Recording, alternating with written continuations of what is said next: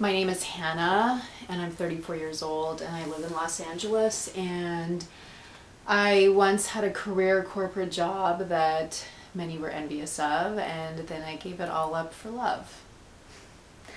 There was this project management training I was supposed to attend, and I went to New York City with my lover instead. So now I'm self-employed, or as my friend Jack likes to say, unemployed.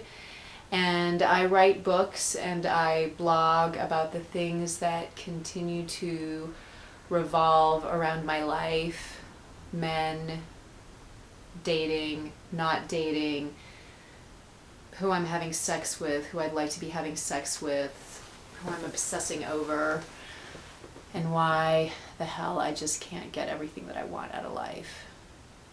And I swear if I don't sell 1 million copies of my books, then really it was all just for love. I remember this trip I took to Vegas about 8 years ago. I was gambling at the Mandalay Bay and I was ready to call it quits. So I was exiting, and then I heard this guy yell out from behind, "Hey, I really like your outfit." So I turned around and said thank you, and he was attractive and convinced me to chat with him further, and then asked if I wanted to have dinner. And I said, "Really, at 1:30 in the morning, dinner? That's a little odd." And he said, "Come on, let's have dinner in my hotel room." So I agreed. I guess I'm a sucker for attractive men. I'm a sucker for adventure. We got into the elevator and I noticed a wedding band on his finger. He wasn't really trying to hide it or anything, so I just said, "Are you married?" He said he was.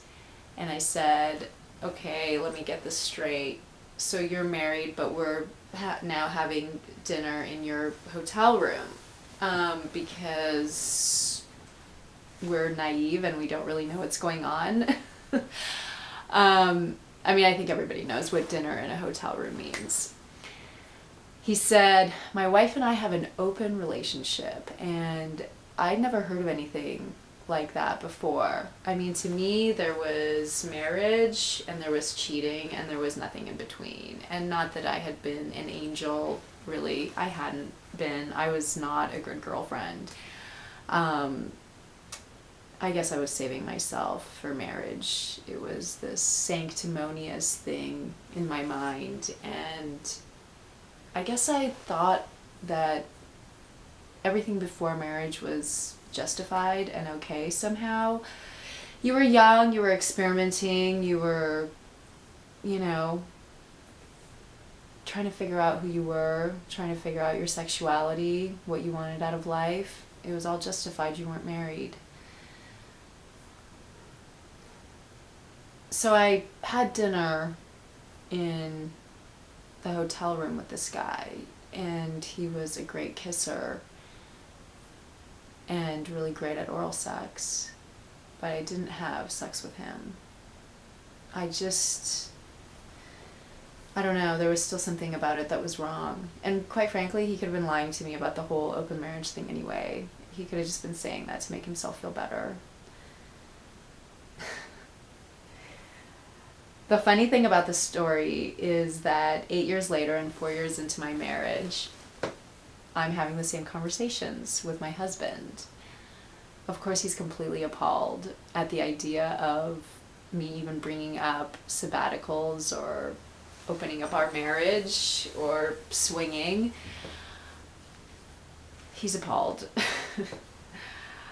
But I have to be honest with him. I can't be anything else but honest. I want him to love me for who I am and not some image of a perfect woman or a perfect wife, which I am not.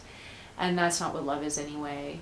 Love is not white picket fences and happily ever after. It's dealing with things all the time. People change and you change and circumstances change, and you know, you either stick with it because you're committed and you want to and you still love that person, or you move on. That's the tough part about love. Just, it doesn't stay the same.